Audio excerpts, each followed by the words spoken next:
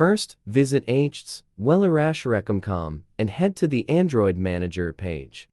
You can scroll down to check all the features and the step-by-step guide in detail. After that, click the Back to Top button. Click the Try for Free option to download it on your computer. Double-click the iReaShare Android Manager installer to install it on your computer by following the step-by-step guide.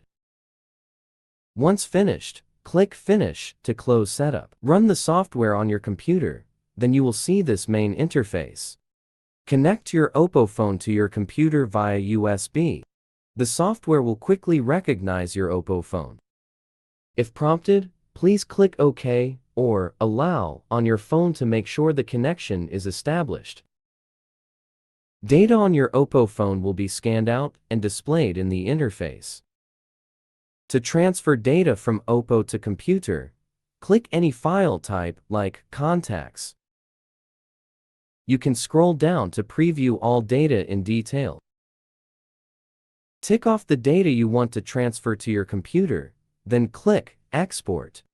Select the file format you want to save, then choose a location to save it. Then the chosen data will be transferred to your computer.